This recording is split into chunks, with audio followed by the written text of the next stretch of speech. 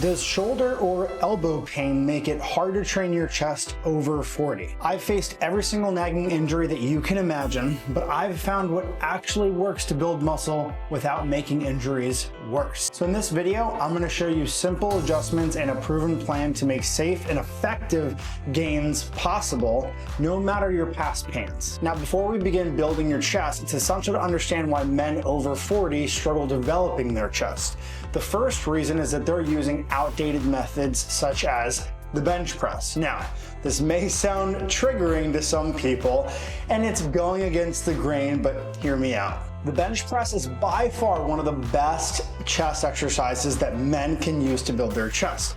However, for many people, it causes significant shoulder discomfort, and it's also a bit riskier without a spotter. Now, men usually stop several reps shy of failure, which leave gains on the table, and if you're anything like me, your shoulders just don't agree with that specific exercise. The second reason is that most men above the age of 40 are eating like a fifth grader Monday through Thursday and going absolutely crazy on the weekends with their nutrition. Now, this lack of consistency creates a calorie deficit most of the week, but then you're likely to gain fat because you're overeating on the weekend, thus putting you in a calorie surplus for the entire week. And this hinders your ability to grow your chest for several reasons. One, it doesn't allow you to create consistency with your energy, so you can't lift heavier weights over time. Two, it doesn't allow you to recover because you're just not eating enough protein. And the third is exercise execution.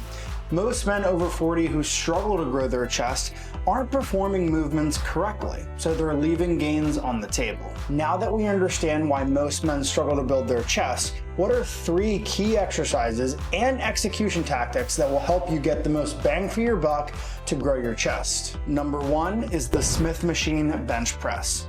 Most people dislike the Smith, but most people don't have a large chest.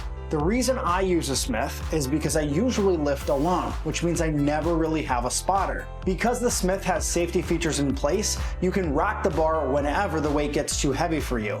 And it's a lot easier to train close to failure, which is where you want to be if you want to break down muscle tissue and really grow your chest. The second reason I like the Smith is that you can limit the range of motion to make it more comfortable for your shoulders. If you experience shoulder discomfort by touching your chest with the bar, you can adjust the position to be a couple inches higher and you'll still achieve the same effect on the chest. Now, I will say, it's optimal to achieve the maximum range of motion possible.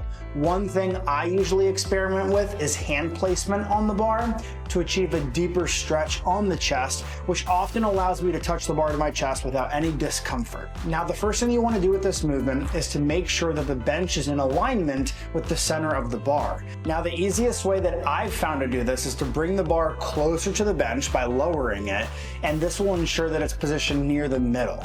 It's much easier to eyeball it when the bar is closer to the bench than further away, as you can imagine. The second thing that you want to do is pick your bench angle. This will be specific to you and the Smith machine that you're using. Some Smith machines have a slant instead of going up and down.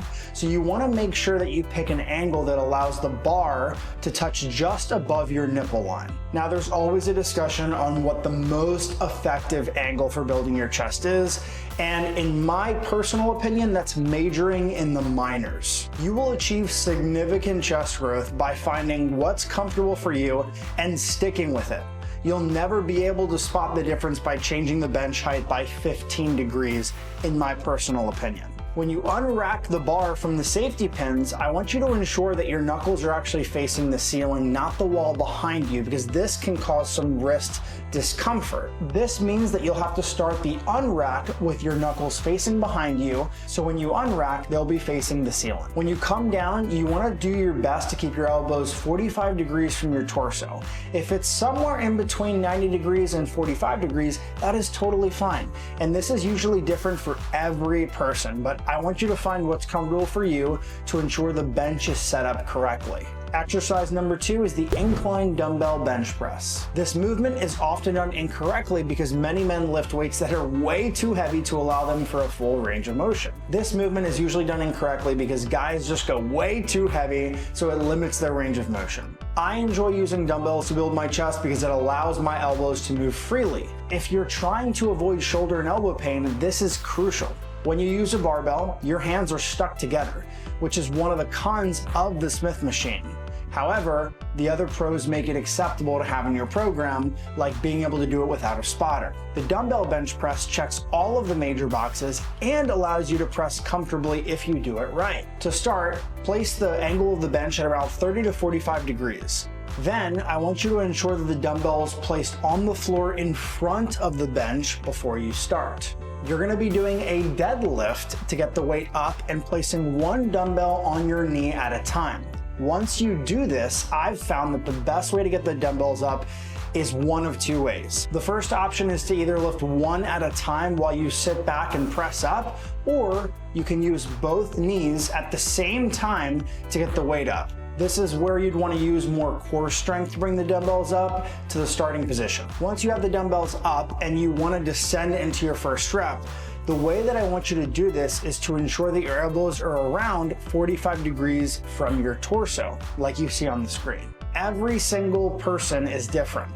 Every person has different limb lengths, which determine what's comfortable for you. However, I can say that 9 out of 10 times, clients are more comfortable angling their elbows down to 45 degrees rather than 90. But I do have those rare cases where clients prefer 90 degrees and it's more comfortable for them. It will place a much deeper stretch on the chest and take a little bit of pressure off your shoulders if you go closer to 45 degrees. The only con to this exercise is that it'll be harder to take to failure because you won't always have a spotter. But the benefits of how this feels on your shoulders and elbows are absolutely incredible. So which exercise feels the best on your joints and allows you to work until true failure? That would be the traditional pec fly machine.